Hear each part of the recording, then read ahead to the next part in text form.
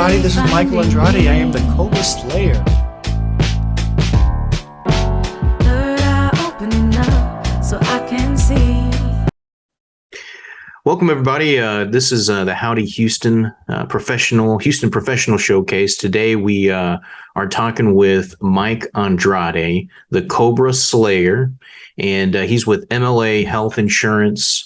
He primarily out here in the Conroe, Spring, Woodlands area, the north side, and I've had a chance to get to know Mike pretty well through some of our networking groups, so I'm kind of excited about this one. Mike, get to know you a little bit, and we'll talk a little bit about the business, what's going on in the health insurance world, and so without further ado, go ahead and introduce yourself. Let us know, if you grew up in Houston, what your experience was with the city, if you're just kind of moving. If you've moved out here, what's been your experience? So I'll give you the floor. Thank you so much, Chris. It's a pleasure to be on, and I'm really excited we connected and growing our relationship together.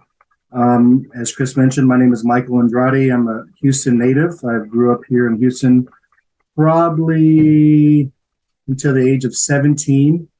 I ended up leaving high school my junior year to play football in Chicago, where my mom lived. The majority of my family was here in Houston. My mom relocated to Chicago. And the last 2 years, I finished high school there. I played football. And then I ended up going to the University of Illinois at Urbana-Champaign, Big Ten school, wonderful school.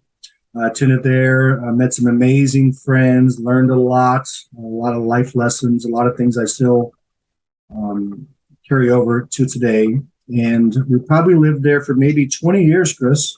Wow. Believe it or not, with all the weather, it gets really cold in Chicago. I have a buddy that lived in Chicago, and he recently moved back to Houston, which was nice because we kind of grew up in the Kingwood area, went to Kingwood High School and all that good stuff. But I had a chance to visit him in Chicago a few times during the winter months out there, and I will say this: once is enough for me.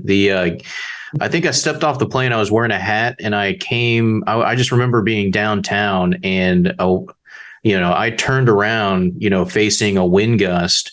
And my hat was about 3 blocks down. There was no getting that hat back. So it was a really good time when I was out there. I think, but I do love the city of Houston, quite a bit. I love the people out here. I love the diversity. I love the business mindset and the family mindset. And but Chicago is a very similar type city. It's just the seasonal differences, I think, come into play. There is a lot of similarities. So there's a neck and neck race. Largest U.S. cities: Chicago, Houston, 3 or 4, 3 to 4, 4, constantly. So I imagine that we will eventually pass up Chicago here in the next couple of years. Some of the things you mentioned: great networking, great atmosphere. So me being from Houston, moving to Chicago, always knew it was in my heart to move back. So I tell everybody this. Everything in life is a sale. I learned this from my CEO, Charles Botchway, when I worked at an investment bank in Chicago. I worked for a small boutique firm. We dealt with small to mid-cap businesses, buying, selling, mergers, acquisitions. But he told me something a lot of things, but one thing that really stuck with me was everything in life is a sell. So when he got in front of us in our morning rah-rah meetings, he was selling himself. He was presenting himself. When I talk to somebody like yourself or with a customer, I'm selling myself. And, when we ask our kids to eat their vegetables late at night and they don't want to, we say, hey, if you eat your broccoli, we'll give you some ice cream. That in itself is a sell. So I believe everything in life is a sell. And the biggest sell I ever made in my life was convincing my beautiful wife, Gabriella, who's a part of MLA Health as a manager, to leave all of her friends and family in Chicago and relocate here with me and our young family to Houston. So we did that about 8 or 9 years ago. It was a leap of faith. Neither one of us had jobs lined up, but it's been an amazing blessing since then. So we're very grateful. Yeah, that is a pretty big one that you kind of overcame there. I'd imagine that's a big leap to take to move from one city to another, and Yeah, I'm glad that it's working out for you because I will say this, you're really involved in the community. I mean, you brought me into some things that business wise that's helped me personally, and so I really want that for you for that move to make it all worth it. And I think you can't be in a better place for it to happen. It's just you look at some of the big things that's hurt the US over the last 10, 15 years, whether it's the market failures after 08, 09, when you're out, we didn't see a tremendous amount of downturn after that here, locally in Houston. You look through the pandemic, you look through a lot of the things that's happened within the city. And it's one of the things that I love most about it. It's like the most resilient city, because of the mindset and the family atmosphere out here. It's just been an incredible, place to grow a family and grow a business. Let me ask you a little bit, when you were at the University of Illinois and you were playing football, what were some of the lessons that you learned, at the college level? I mean, that's not a whole lot of people get to have that experience at that specific level, of sports. What was your experience there? Sure. So I did not play football at the University of Illinois. Okay. 2 years in high school, then I ended up going to the University of Illinois. But at the University of Illinois, it was definitely a learning experience because I was away from my parents for the first time. Mm-hmm. So I ended up, once I was a freshman, I was pretty much not necessarily on my own. Mom and dad always helped, right? But I was not living at home. Once I became a freshman, I stayed on campus through the winter breaks, through the summer times, and then we ended up getting apartments and homes, while I was there. So I learned a lot, and it really helped me mature and grow up, understand what to do, what not to do, what is going to be beneficial for me. So a lot of the relationships that I cultivated at the University of Illinois, we have great relationships with those people now, and they're doing fantastic things. They're lawyers, they're attorneys, they're helping people, they're in the school district. So I got a lot of great friends, a lot of great relationships. It really matured a lot when I was in college. I didn't finish college the first time. So it's a story I really like to share because I went to school for 6 years at the University of Illinois. And quite frankly, I was on the Van Wilder program. Mm-hmm. I was partying, I was having fun. Ended up leaving my 6th year because I was like, wow, there's a lot of people coming in. They're really young. All my friends were leaving. I was like, I need to prioritize what's important. So I ended up leaving the University of Illinois and going to Chicago and started working at an investment bank for 6 years. I thought we were going to be rich one day because we were an ESOP, an employee stock ownership program, but the company ended up becoming dormant. So at that point, I was at a crossroads in my career. I was already away from college. I didn't get my degree. I was 6 years into corporate America, and I was in a situation where my hands were up in the air because this investment I had done for 6 years, I thought it was going to take me all the way and came up short. So at that point in time, I decided to connect with a good friend of mine who worked at DeVry University because I know I could most likely get a position as admissions advisor, but I can actually finish my degree for free through their tuition reimbursement, tuition assistance program. So that's actually what I did after the small boutique firm. And I graduated on the dean's list with small business management, entrepreneurship. So I saved face, right?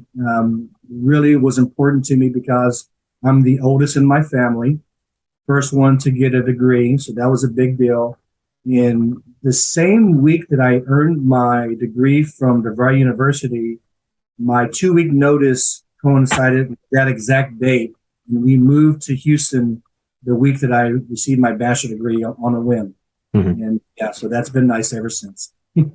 So what made you move into health insurance? So, for me personally, insurance was one of the big things when I was coming out of school I kind of had an internship around the 09-10 time Sure. period. This is, right after market crash. And what really sold me on the industry is that there was still a tremendous amount of opportunity and money being thrown at agents at that time. And so, I was working, back then with some pretty heavy hitter, a wonderful agent that brought me in and mentored me and just did some amazing things within that company, in the University of Houston. And so that really kind of, I had a couple of different routes to go, but insurance was one that, I was always kind of,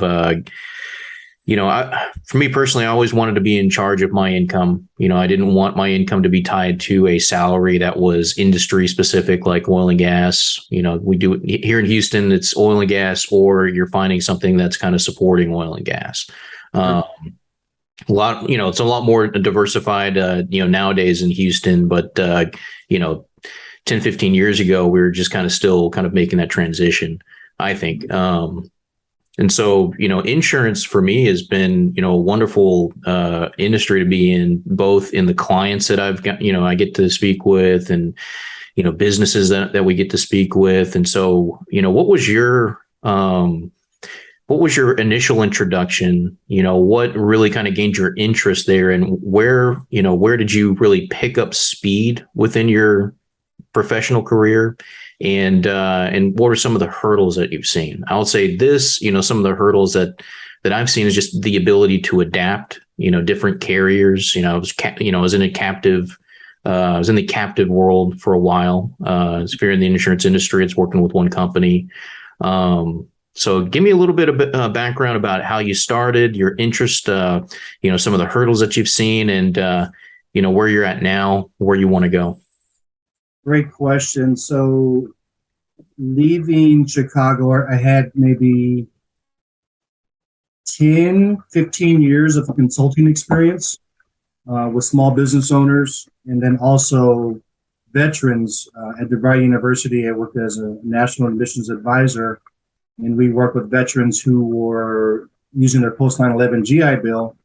And that was really a big help to those veterans, because when they transition into corporate America, a lot of times the corporate America folks didn't understand or appreciate what that veteran had done while they were enlisted. So we helped them understand the programs that were available, to speak to some of the experience they had, to validate that experience so they can receive XYZ and pay, or if they wanted to reposition themselves and create themselves into something new. So I did that a while. And then when I moved to Houston, I found myself in a similar position where I was consulting. Now I was working with professionals. So here in Houston, the old company was called New Horizons. They're a large IT training company, the largest in the world. And they're a partner with Cisco, CompTIA, Microsoft.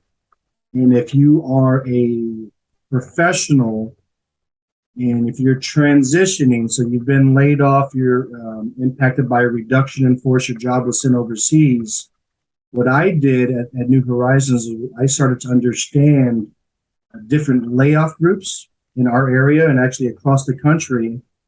And I helped these layoff groups understand these phenomenal benefits that were available to them by the Department of Labor in a specific program called Trade Adjustment Assistance.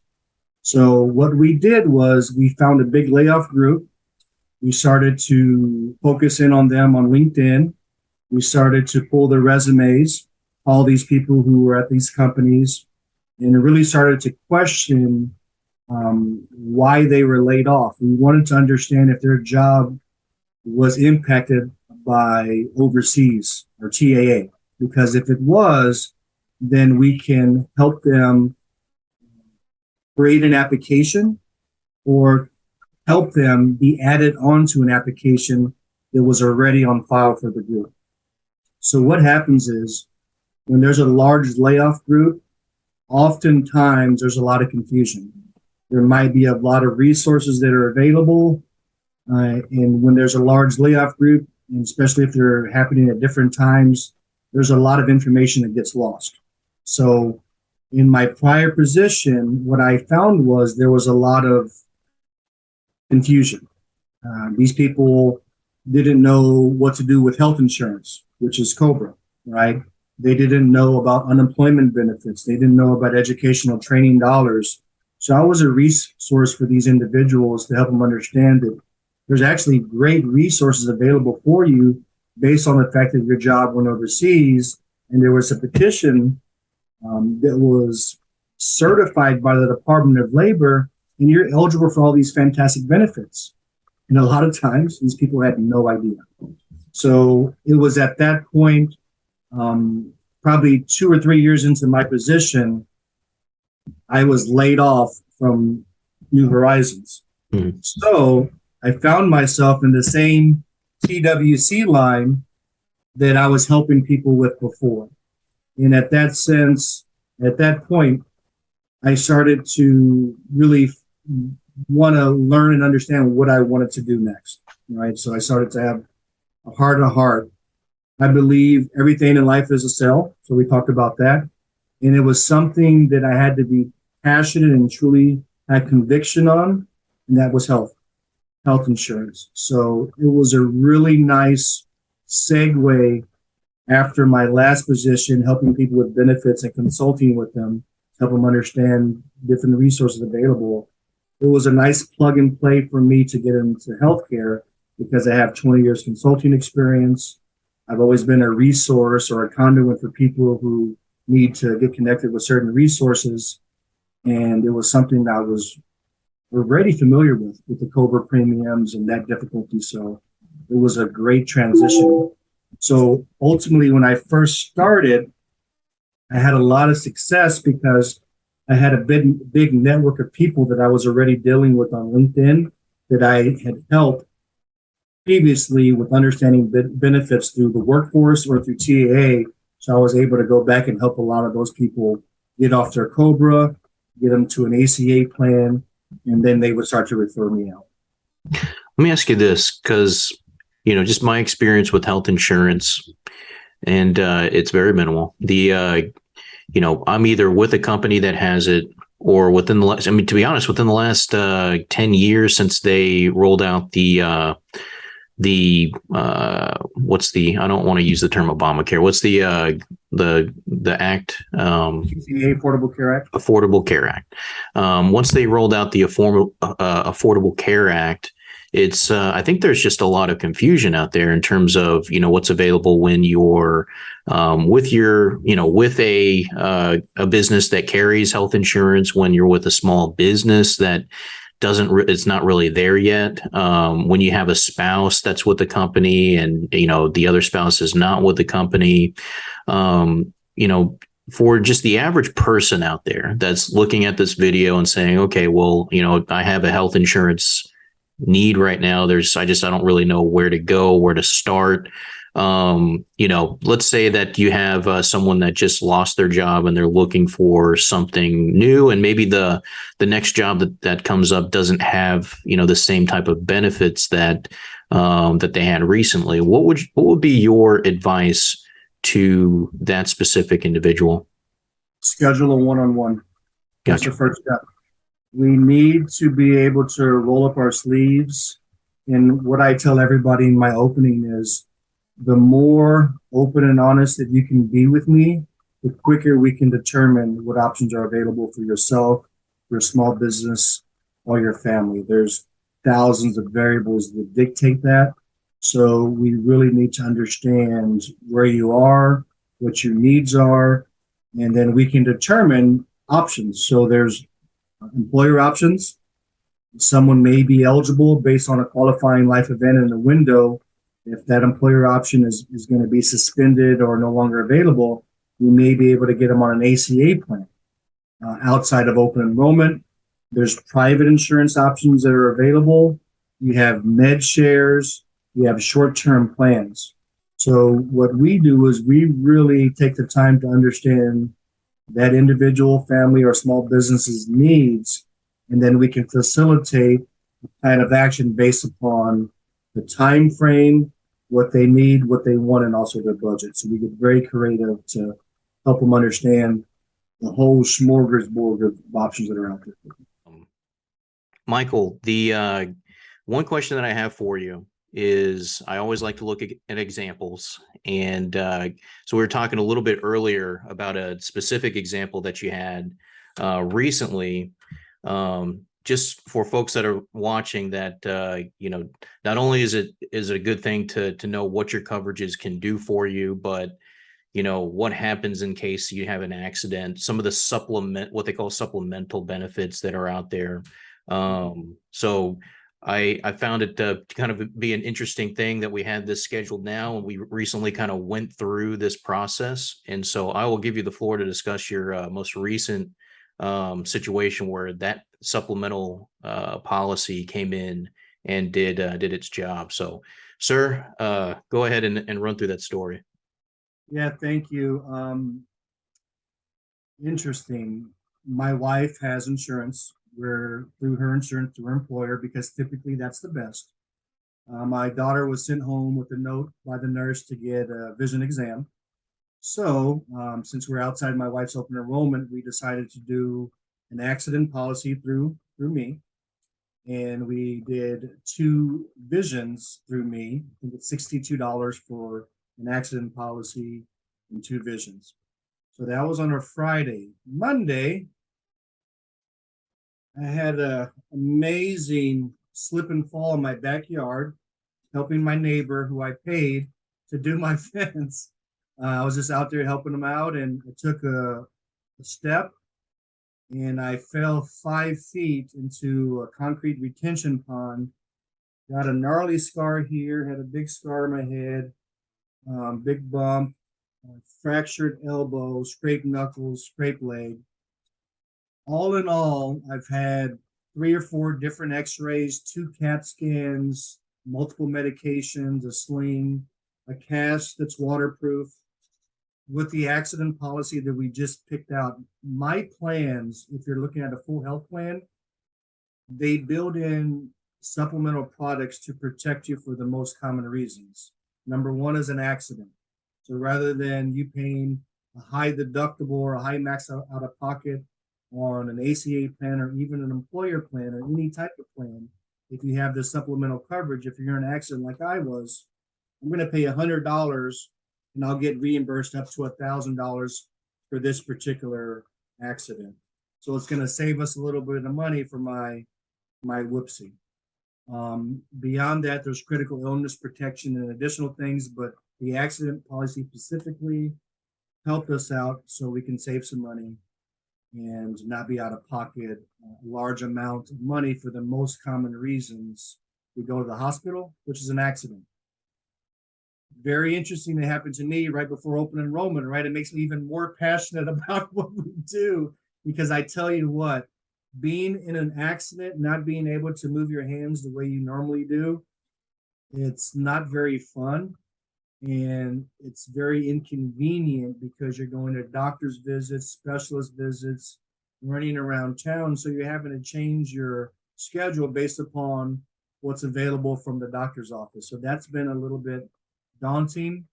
We finally overcome all of that. But all in all, I'm very blessed because we had an accident, we have insurance, and we have that accident supplement, and nothing major occurred. The CT on my head, no bleeding in the brain, no surgery on my elbow, and aside from a couple of bruises and hurt ego, I think we're okay. Yeah, you mentioned you had that CT scan. So was that covered under the accident policy or the primary? Great question. So since these things are being done based on this injury, it's all going to be under an accident. Mm. Yep. Even if I needed a surgery, right, that would also, if this is the main cause of an accident, then that'll cover you. So I was on the lowest one. There's additional associations that are available as well. Yeah, and I think you said 62 a month. Is that what you said? 62 a month. We have one that's our most popular product. It's $89.95. It's for the entire family. So it can be a supplement insurance to any insurance you have. It can be built into our private PPO. And a lot of the companies that want to offer some type of coverage, if they're not able to offer the full health benefit, we offer that association because they got accident protection, hospitalization, unlimited telemedicine or telehealth, and they have a whole maybe 30 other pages of benefits. So I know that you don't have the hospital cost and the doctor's office cost, but that's $62 per month. What would you say that saved you out of pocket if you didn't have that coverage? It'll probably end up costing us this incident. And if I need to go anything else, everything else is quoted under that, but probably about $600 or $700 so far. Well, yeah, I mean, I would imagine that some of the CT scans and doctor's visits alone, are probably $200 if someone's out of pocket for some of that. I mean, I think in some cases that could be in the thousands, I would imagine. Absolutely. So great point. If somebody doesn't have insurance and they can't, because we're getting a $50 payment for a Okay. CT scan because of our insurance. So you're So you said somebody- $600 out of pocket with where you're at currently. And then that was my question, is if they did not have that policy, how much would they be out of pocket in that case? potentially, if you're talking maybe $250 for a CT scan, $100 or so for X-rays, you're talking over $1,000, Yeah. right? In the situation I have with someone with no coverage. So the executive diamond is a $500 deductible for up to $10,000 in coverage, and that goes a lot further than $1,000 in coverage. But we're very blessed to have it based on the situation. Yeah, and you never know when that stuff can occur, and so it's increasingly I'm seeing a difference in terms of the plans that you just sign up for at work, and then also having someone that can sit with you and talk with you about even the supplemental side. Allstate, we had some supplemental business that we did for a while. I just, in my experience with it, their plans they didn't have a whole lot of options. And the businesses that we're meeting with, they're very specific. So on your end, you can meet with an individual, and you can also meet with a business owner that has, I think you said up to, was it like 150 or 250? 50. 50. Okay. Myself. Gotcha. So, one of the neat things we've done, Chris, this year, being really intentional about being out in the community and growing our network. Mhm. So when I talk to a potential client, I'm not only questioning them or wanting to understand if I can help them, I want to find out if any of the referral partners I have can help them, because we want to be a one-stop shop for all of their solutions. If they have 100 employees, which I just went through this, got a referral for 100 employees, I refer that out to my referral partner, and he was able to show that company things that they had not seen before. So it was a great working relationship. We want to be that one-stop shop for everybody, because we have amazing superpowers. We have a whole arsenal of fantastic referral partners that we build trust in and really understand what they do, so we can be a resource for those clients who need additional items that we can provide. Gotcha. So if it's a business that has 50 to 150 employees, they can still contact you and go through that same process. But your target is going to be those individuals, and then businesses between 3 and 50, I would imagine. Absolutely. Okay, that's good to know. So, Mike, I think again, our goal with these Houston Professional showcases is to get a little deeper behind the brand, behind the gentleman we see on Facebook and some of our social media posts, and to learn a little bit more about them individually. To carry us out, why don't you talk a little bit about your family, your why, some of the things that you have coming up with the business, and then we'll close it out. Fantastic. So we've just celebrated our 3rd year in business, halfway through this year. So we're currently going through a rebrand. We're getting ready for a photo shoot for our website, www.mlahealth.info. We're super excited. We actually helped a small business with their employer policies and benefits, and we were connected to the brother of the owner of that company, and he did our website. So it's another example of coming full circle. You never know who you're going to meet. You never know who's going to be able to help you out, and you can help them. So it's been a great working relationship. My wife is the foundation accountant at Lone Star Community College. She works there in the Woodlands on Research 4s. She loves her job. She has a lot of free time. She's active in local networking for our MLA Health. I have two wonderful kids. I have a fifth grader, Leah, and my son is in the third grade, Justin. Wonderful kids. We love to travel. We have a dog named Cookie. She's a ham. So if you ever come to visit our house, she's going to greet you before anybody else because she wants the first hug and kiss. But we're just a young family. We're having lots of fun. We're meeting a lot of amazing people, and we really take pride in educating our clients so they're protected, so they can make the best decision for themselves, their small business, or their family. And our name is really made when we're available for you after the fact. So after that transaction, when you get in a major accident, when you need to file an invoice, when you need to file a claim, you need to find a doctor or a hospital, that's where we really can separate ourselves from everybody else, because we want to make sure you get what you need all the time.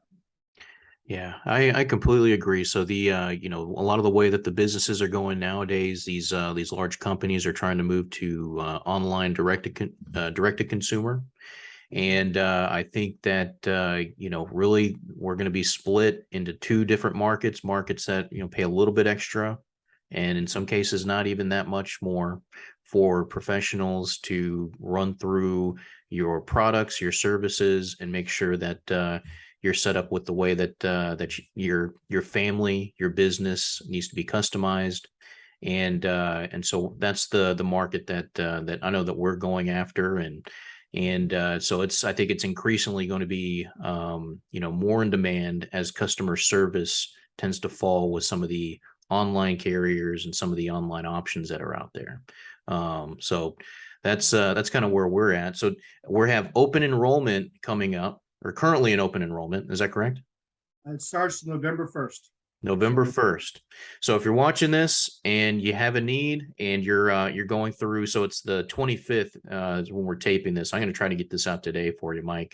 But if you're watching this and you have a need for health insurance, you want to shop, you need someone that's going to fight for you and run through and discuss options with you, Mike is going to be your guy on that. And he and his wife can be found where, Mike? www.mlahealth.info. My cell phone number is 312-560-1980. I did keep a little bit of Chicago with me. The last four digits is my birth year, 1980, which is the year of the monkey. So we fought really hard to get that number. We're very fortunate. We just kept it for a long time. That's how old we are. There you go. Mike, I thank you so much, sir. I look forward to working with you some more, and we'll talk to you soon. Thanks, Chris. Appreciate it.